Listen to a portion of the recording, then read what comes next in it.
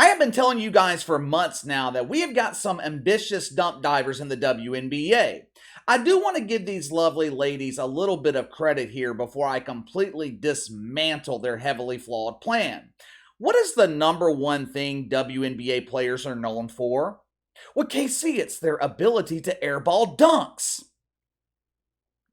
While that is true, that is not what most people immediately think of. You see, 99.9% of the American population refuses to watch the WNBA, so they never get to see these airball dunks. The number one thing WNBA players are known for is their constant complaining. Complaining about the national anthem, complaining about mythical racism, complaining about mythical misogyny. Our league is a huge embarrassing failure because men don't like to see women play basketball. No, your league is a huge embarrassing failure because men don't like to see women appearing to be men comparing beards at the free throw line. The dump divers, they complain about having the luxury of flying coach instead of riding the Greyhound bus. They complain about their compensation. Average salary in the WNBA is around $113,000 a year. That's about $40,000 more than what the average American is bringing home. Yet for some reason, WNBA players, they believe they're underpaid. We are forced to process trash overseas because our salaries in America are subpar. I will give WNBA players just a little bit of credit here. Instead of continuing to complain about their bloated salaries, instead of complaining about playing overseas, they decided to put their collective brain cell together. They came up with what they believe to be a revolutionary solution. This season, WNBA Commissioner Cathy Engelbert implemented a policy called prioritization. Now, this new policy, it soured the lemons of dump divers throughout the WNBA. It restricts their ability to play pretend basketball overseas during the offseason. For example, let's say bearded Bree Stew. She is spending her offseason playing pretend basketball in Europe. Her team ends up making the playoffs, which causes her to arrive late to training camp in the WNBA dump. For every day that the beard is late, the WNBA can take 1% of her annual salary, $100. Obviously, this is no bueno. This would prevent Bree from buying Huggies for her second child, which is expected to be born this fall. These WNBA players, they really are amazing. Breanna Stewart is married to a woman. Somehow, they defied the laws of nature and found a way for two women to conceive a child.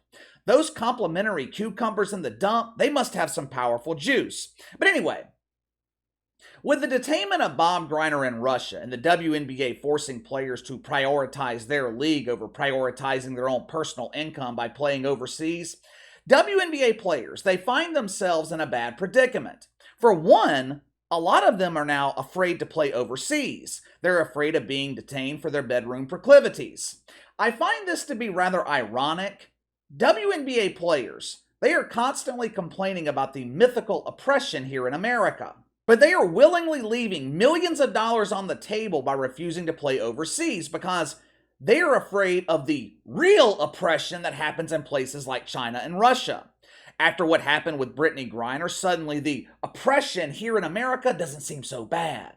Unless, of course, you're Natasha Cloud, the dump diver who is afraid to walk out of her cardboard box because she's afraid the cops will mistake her for a black man and she will become a victim of police brutality. But even if WNBA players are willing to play overseas, they risk losing their salaries here at home. If I remember correctly, if a player misses a certain amount of training camp, the WNBA has the right to suspend them for the season. So they could risk missing an entire season of minimum wage earnings if they play basketball overseas. Like I said, this created a problem for WNBA players. So they put their collective brain cell together and came up with a solution.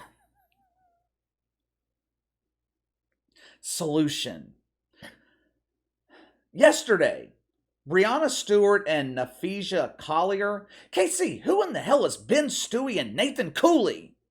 Well, according to ESPN, Ben Stewie is part of the new and improved Big Three playing in NYC. The other unknown birthing person, she's an entry-level employee at the dump in Minnesota. I believe their team name is the Linkers or the Leakers or the Who gives a shit? It doesn't matter what their name is. Yesterday, these two unknown women released their brilliant strategy to ESPN. They have come up with a solution to this traumatic problem that employees in the dump are facing.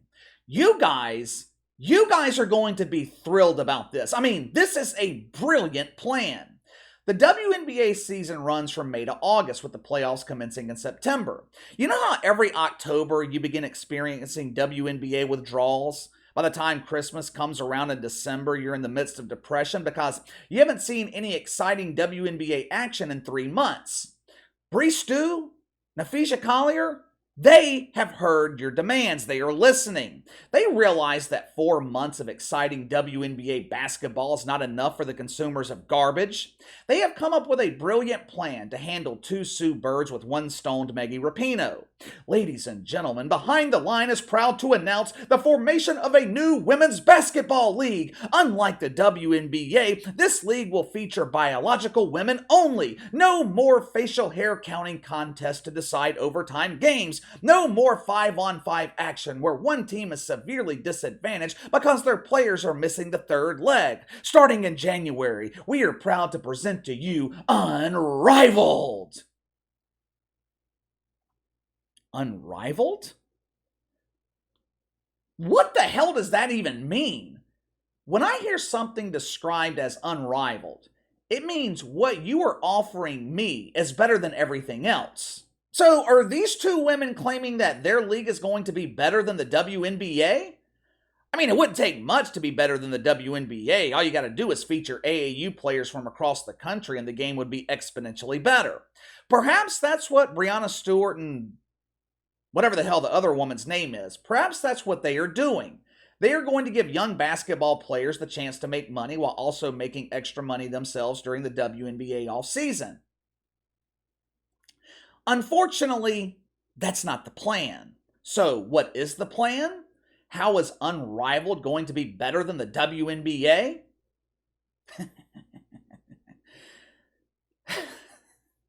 They are going to feature 30 of the best players in the WNBA going head-to-head against each other. How exactly is that going to be an improvement? The WNBA already features the best trash collectors in America, and no one gives a shit. This new dump is starting in January, and they're differentiating themselves from the original dump by featuring games of 3-on-3 and 1-on-1. According to the media, this idea is brilliant! We will finally see these fierce rivalries come to their conclusion. Breanna Stewart versus Aja Wilson. Ooh, what a matchup. The Rim versus Debbie Dunker. Ooh, will she finally make a dunk? What fucking rivalries are you talking about? If people don't care about these pretend rivalries in the WNBA, why would they care about them in a league that will somehow find a way to be worse than the WNBA? While I'm sure WNBA players are excited about this opportunity to make extra income during the off-season, I mean, according to Breanna Stewart, she wants to pay players the same salaries that they're making in the WNBA. Minimum wage. But while I'm sure players are excited about this, there's just one problem, one tiny little obstacle. Funding. Money. But that's okay. That's okay. Breanna Stewart, she is pounding the sympathy caboose and asking for charitable donations from woke corporations. What company in their right mind would invest in this? Just think about it. The WNBA struggles to secure funding, and they're backed by the NBA.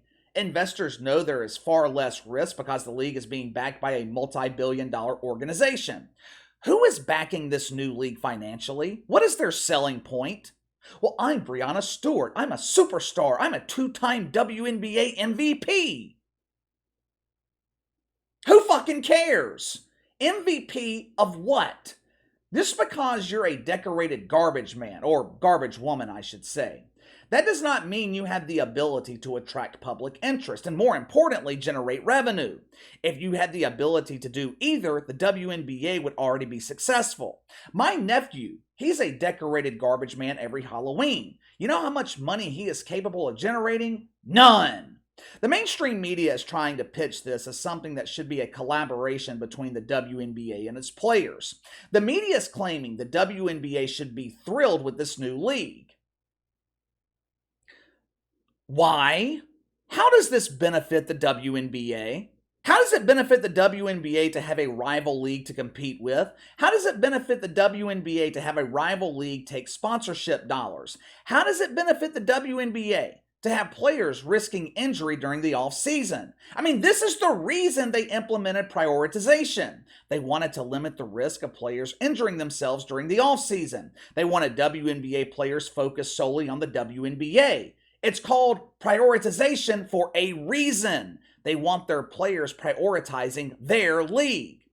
Let me tell you what this really is. This is Breanna Stewart and that other unknown dunk diver saying fuck you to the WNBA. This is Breanna Stewart admitting the WNBA is a huge embarrassing failure. Deadspin called WNBA players courageous for coming up with this stinker of an idea. The top NBA players, they would never do something like this. They are afraid to play one-on-one. They're afraid to have their egos bruised. There might be a little bit of truth to that, but here's the thing. NBA players, they don't have to do this. NBA players are making hundreds of millions of dollars. You know why LeBron James isn't playing Steph Curry one-on-one in the middle of the offseason for a couple $100,000? They don't have to. The reason this idea is being floated is because WNBA players feel they aren't making enough money. Instead of focusing on ways to make the WNBA better, they are focusing on ways to make it worse. This idea is flawed for so many reasons. If people are not willing to pay to watch the WNBA, why would they be willing to pay to watch Unrivaled? If television networks aren't willing to heavily feature the WNBA, why would they be willing to feature Unrivaled? Breanna Stewart and WNBA players, they are doing this to pressure the league for higher salaries. Let me ask you something. How are you going to get higher salaries in the WNBA? By creating another league that competes with them for sponsorships. Like I've told you guys many times before, these women are hastening their own demise. This does not make sense. Now, of course, the media, they are presenting this differently. They are claiming this will be good for the WNBA because their stars will be featured on a larger platform. Deadspin claimed that one of the problems in the WNBA is the lack of visibility of its star players. By creating this new league, this will give stars the opportunity to be featured on a much larger platform. These people are so stupid. The WNBA has been around for what? 27, 28 years? And you expect me to believe that Unrivaled is going to have a larger platform in year one? They are once again failing to address the biggest problem. This past year, March Madness proved that there's actually a market for women's basketball. Caitlin Clark, Angel Reese, they became bigger stars than anyone in the WNBA.